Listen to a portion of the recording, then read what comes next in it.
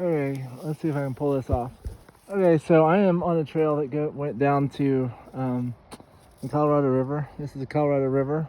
The only place to get in by boat is is upstream from me. Um, and then once you get in this canyon, you can see that the walls are pretty high, and you can't get out until what is that place called? Starts with a W. Um, but it's quite a while until you can get back out. But Toby, come here. Hey, don't go down there.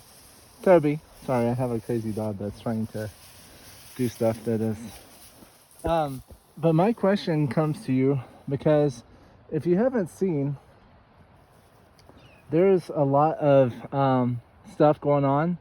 And one day, if we're still here, and I do not know if the rapture will happen soon, or if it'll be one of those where God will help His people and put them in a safe spot. That's kind of what I've gotten the picture of. Toby, come back, please. But I am, I don't know. One question I have for you, because I had an evading and hiding dream where I had to evade and hide from the different people. And so my question becomes, if you're in this situation, because I've had to look at this week. It's like if all hell broke loose, and I know Colorado, there's going to be a lot of snowstorms, but there's not a whole heck of a lot of other potential things. But I have seen stuff and know what's going to hit, because I know a major earthquake is going to hit here, and it's going to shake the place. There's also going to be volcanoes erupting when the earthquake happens. What are you? Hey, no, sir. You darn dog. Sorry, my dog is acting the fool, as you can tell. So yeah. I just have to make sure he's going to be okay. But yeah, you can see how swift that the river is. And my dog's just acting the fool. But my question becomes, where are you going to hide? Where are you going to go when things hit? Where are you going to go when, if it really does get bad? And this, you have to keep in mind what's out there, and how to access different things. Like there may be spots in the cliff where, sorry, I'm getting bit up by mosquitoes. But there may be spots in the cliff where you can hide. This would be a great place to shelter. The problem is what other things are here? What other things could you find? And what are, if you have a car, that's one thing. But getting down here, there's no way in hell you would have a car. I had to stop because there were places that no off-road vehicle could, I shouldn't say no off-road. The crazy off-road vehicles maybe, but my vehicle, like our normal trucks and SUVs, no, there's no way that could happen. So you will be limited to what you have. Are you on a bike? Can you carry a cart behind your bike? Do you have a dog that you have to have alongside of you? Because I know when I get out of here, if I'm still around, I'm going to absolutely make sure that that I'm going to have him with me. I'm not going to leave him. But then you have to think of, okay, where are you going to get your water from?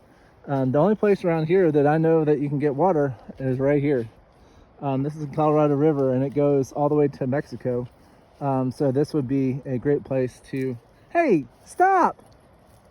Sorry, my dog, as you can tell, is just getting a filthy, dirty mess. And he's just rubbing himself all over. So he may be facing a bath later. And I'm hoping he doesn't wash down the stream. Toby, come back, please. Hey, where are you going? So, and what also the benefit of this, but the thing is if we have an earthquake, what I've been shown is all these cliffs and all this stuff, um, they go into the water. So if this river course became clogged or it would become narrower, it would run faster, and then it would be a lot harder to navigate. But this has, so you would have to have fishing line and know how to catch fish. But you can see, I mean, you can see on my dog that there's ripples, and you can see how the water, you can see how it's moving. I mean, this is a good clip. And this canyon is, this is why this canyon is, sorry, he's just acting a fool. But this canyon is a very somewhat narrow canyon. Most of it's like this. There is a spot called, I think it's called the Black Rocks. It's a little further down that are these black rocks, and it's a class 2 rapid. If it has a lot of water, it may turn into a 3. But there are these gigantic black rocks. It's also where a lot of the endangered, this is where the endangered fish like to hang out, because they're away from people. Sorry, I'm having mosquitoes. That's the other thing you have to keep in mind. It's like if you're down here, how are you going to deal with mosquitoes? So, I mean, there are food sources down here. I mean, you have willow. I think this is Russian olive. I don't know if you can eat Russian olive. Is that willow or Russian olive? Oh, this is willow. Sorry. The long thin stuff, this is willow. It's like aspirin. You can take it and use it. So that's really good. Tamarisk.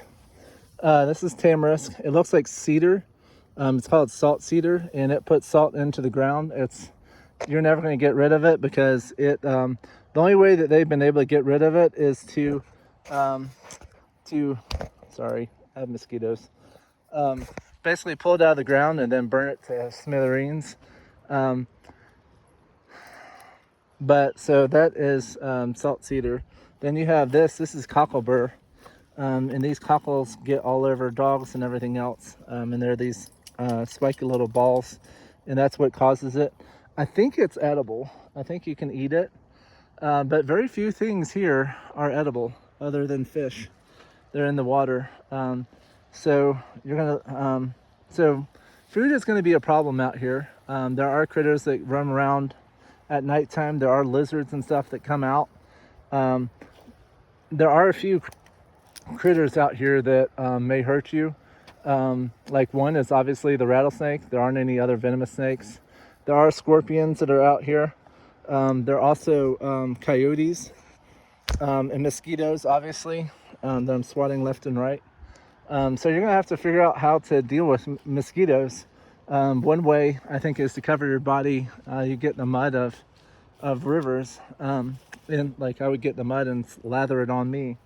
There are some plants that are that mosquitoes don't like, and you can rub it on you and see which ones may work and which ones don't.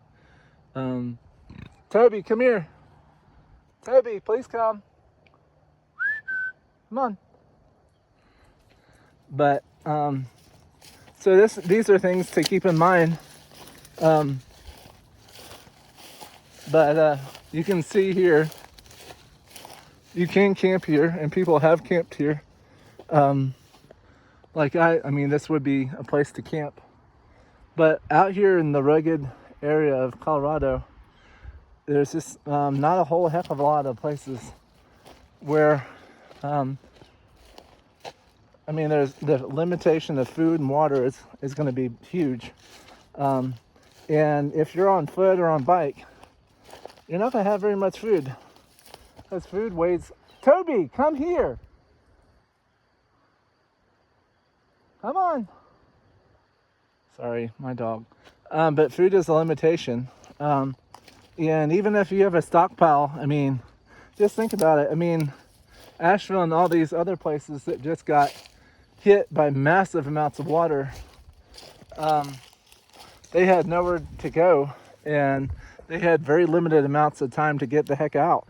And so, I mean, that may happen to you, where if you have earthquakes and flash floods and all this stuff, if I have an earthquake here, if we have an earthquake and it really does shake things, what I have to be aware of is stuff upstream from me. Like I know reservoirs and things like that are above me. I know that there are places, so all those reservoirs in my are going to break off, and they're going to come flying down this canyon because this is the main way out, and all that water is going to come rushing down here. So potentially I could be safe up there, but I mean you're gonna have to think of these scenarios. But you're definitely going to be limited by Toby.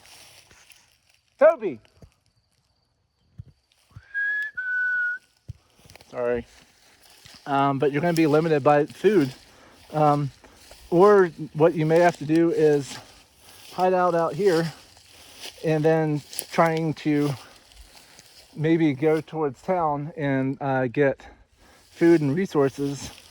Food is going to be your big one, but you also have to have first aid. I mean, you're going to have tools. I mean, you're going to have some way of working the ground. Or, I mean, you're going to be using sticks or what's around you. I mean, potentially you could take these rocks and shatter them and cut and use them as cutting implements, but it's not going to be as good as an axe. But this would be a good place to shelter. You have the little awning here, and then you can shelter here and be pretty good. So, but these are things you're going to have to keep in mind, especially if you don't take the mark.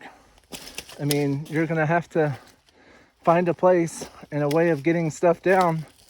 One idea is maybe to have a car full of stuff, but you risk it being broke in, and park it to where it's not going to be found. And then over a few days or a week, Toby, come here.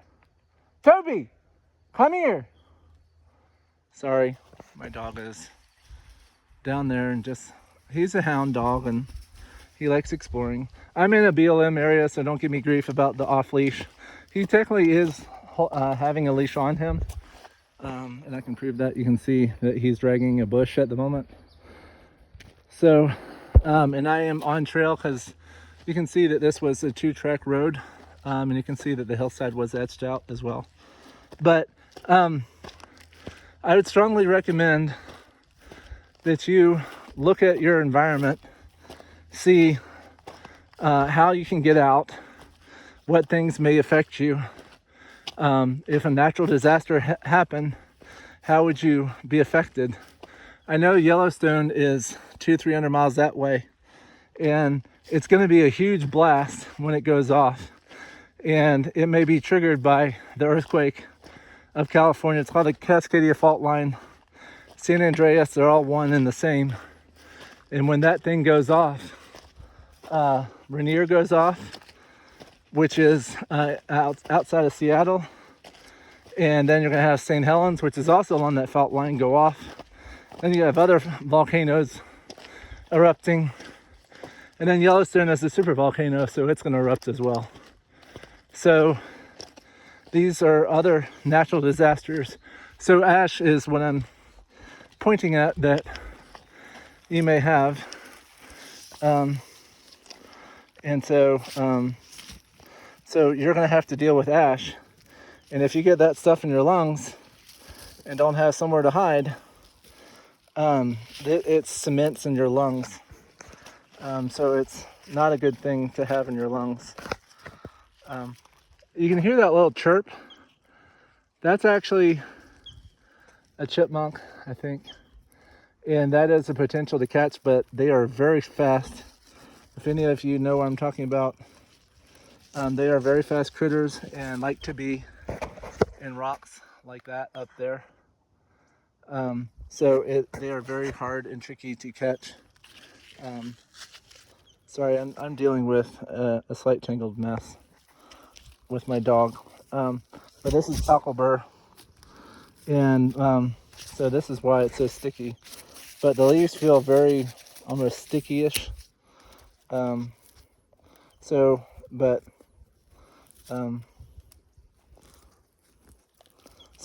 just keep these in mind. But yeah, if you don't have God, you're screwed. God says that He'll provide, and if you're one of those people that claims that you have God and you're going right back to sin, then you don't know God. You're still living in darkness. Those that know the light and know God know that the stuff that you're doing is wrong. And I went over this in another video of being light. In 1 John, was it chapter 1 or 2? It talks about the light and how the darkness can't be with the light. But I would strongly urge you to get right with God. If you married a divorced woman, that's not good. It says in the Bible that you're committing adultery if you're sleeping with a divorced woman or a divorced man. So yeah. But yeah, if you had all the components and knew how to live off, I mean, even if you knew how to live off the land, this place would be very difficult to live because of food. Unless you're a really good fisherman, but you don't know how. Just think about it. Like in hurricanes and natural disasters, when they hit, all that fecal, all the sewage and wastewater and all that goes right into the water system, and it becomes extremely toxic. What happens when you're swimming in toxic? Everything dies. So the fish may die. So yeah. But I'm just trying to get you to think about things. It's like where you'll go and what you'll do. But yeah, you can see that there's no way in hell I could bring it. I mean, yes, there's this 2-track trail, but this is for a majorly off-road vehicle, and you wouldn't be able to get down because this is the end part of this trail. And there's other places where there's shelves and things that your car won't make. I don't care if you have a big truck or whatever, you're not going to make it. If you have an off-road vehicle, maybe. The thing is how much items can you fit in that off-road vehicle? Not many. And then another thing you have to keep in mind is your endurance and your ability to handle stuff. But yeah, now you can see. But you can see the Colorado River. It goes along. It goes through the canyon and downward. It is an amazing journey. If, and I know it won't, but if for some amazing reason this country stayed together, which it won't, this is a good place to explore. But I strongly urge you to get right with God. And I got another revelation. The revelation is, remember how Noah and his family got locked in and were secured and they couldn't open the door? I got the revelation then when things really do pop off and really do get ugly, the true people of God, which is a remnant, a small band of people, they will get locked in, and everyone else will have to go through it. So yeah. So you're gonna have to live through sword, famine, plague, pestilence, and it all, because those are judgments of God, because you've been playing around. But yes, I don't know if that door's closed or not yet, but sorry. But yeah, I was way down there and now I'm up here. So, but yes, I'm just trying to get you to think. I'm trying to get you to realize things are gonna get ugly, because every time I look around me, no one realizes what's coming. They think, oh, well, a certain person's gonna come into office and oh, all the prices are gonna just go down magically. He's a part of the problem. They are all on the same team, and you're actually living on a corporation. You're actually living in a corporate U.S. of America. You can ask Alexa about this too, about the United States something corporation. And so yeah, but just be aware that they are listening to you and following you, And if you're speaking the truth, they'll do everything they can to stop it from getting out. But that's why we got to pray over ourselves, our videos, and everything else in order to make things right. So thank you for joining me. God bless you all, and please, please, please turn to God now.